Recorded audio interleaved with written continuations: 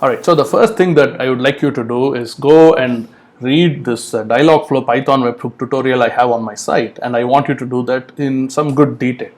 And here is the reason why I am suggesting that. Now if you scroll down to the static response section in the tutorial,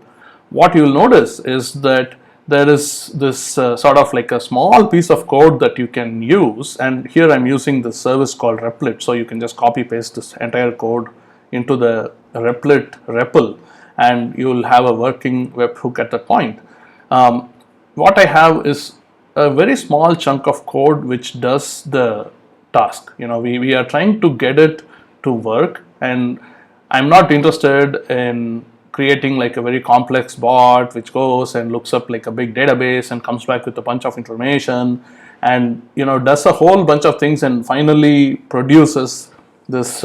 fulfillment information and gets the rich response to render into the Dialogflow Messenger bot. And of course, most of the online tutorials you find would probably do that, and I don't blame them. They are trying to focus on something else where they are trying to help you build a bot from end to end. But the problem there is that often you don't understand the individual components which are required to make this work. In contrast, in this tutorial that I have created, what I'm doing is I'm taking you step by step through creating more and more complex webhooks. So that way you understand what the most basic thing is. Like you need to know, like just sending a chunk of information back from your webhook is actually sufficient to have something show up in your messenger bot or whatever you're building. And when you start from that point, it actually becomes easier for you to build other things on top of it. And in the case of rich responses for Dialogflow integrations, like for example the Dialogflow Messenger, or maybe you're using Slack or Skype or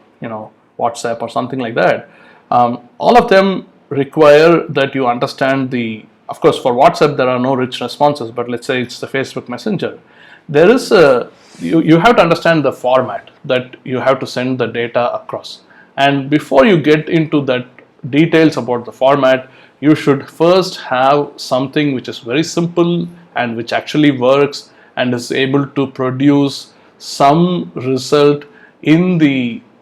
chat user interface of the specific integration that you're building. And that is why I think that it's a good idea to start by creating some webhook code which does the absolute minimum that you need to do to get it to work. And then once you do that, you can build on top of it and maybe pull the data from like a web, instead of like just generating it